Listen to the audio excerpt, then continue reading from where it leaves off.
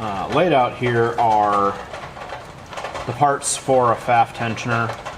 I disassembled the tensioner on a Pfaff 360 completely, and this tensioner was all gummed up and full of lint. Like, all this was packed with fuzz, and all these parts were just covered in goop.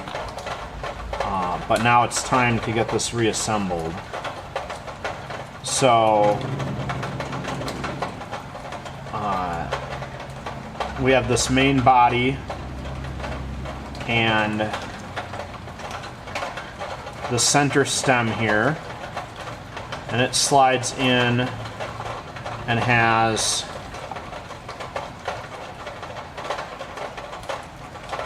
this cross pin that needs to go in the slot on the stem,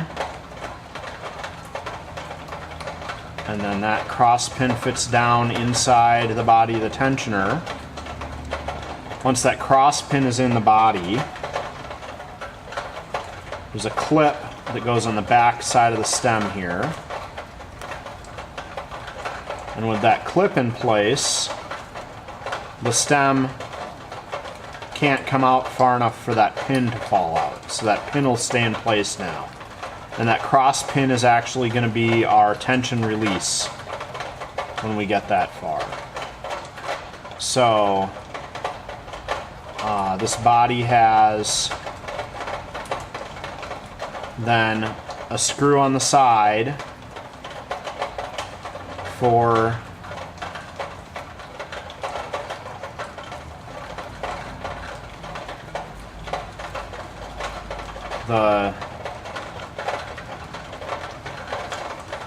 to hold the stem where it rotates.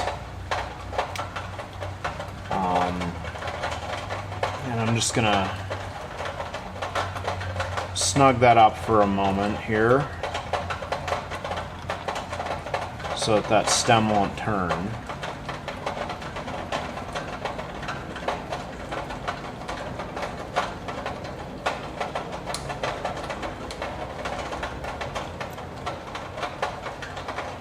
Now there's this ring that goes in place, and this ring has a tiny set screw that goes on it, which I could have put in the side, but tiny set screw goes in this ring, and that set screw needs to be accessible through this slot, because that set screw is how you're going to set your take-up or your check spring on the tensioner. So I'm going to just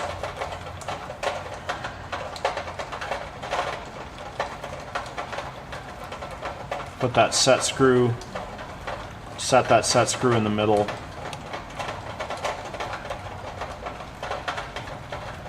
And then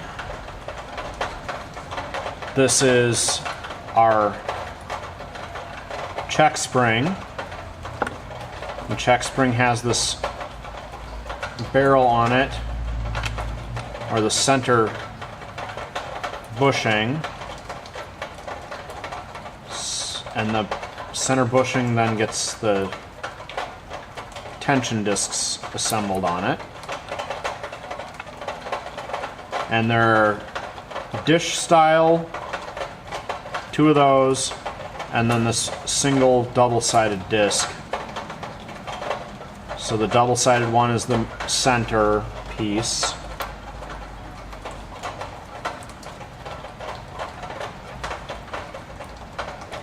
And the 2 dish-shaped ones have to go in on either side. 1, 2, 3, and then make sure that the tail of the spring goes into the slot on that ring. And then we have to pull our take-up, or our tension take-up spring. There's a pin in the side of the tensioner body, so we need to make sure it's above that pin and that stop. So with that in place, put our outer. Alright, now I'm gonna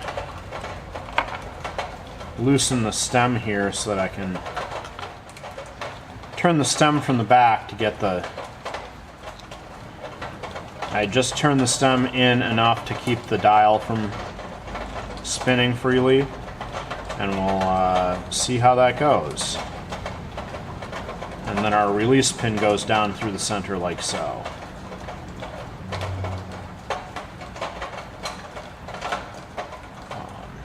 And then this whole piece goes into the body of the machine. And then the tension body, there's a big set screw here in the body of the machine.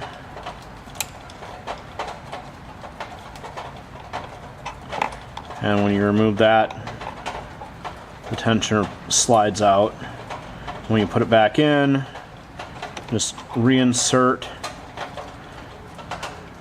Make sure you get your marker at 90 degrees, and then the set screw tightens back up.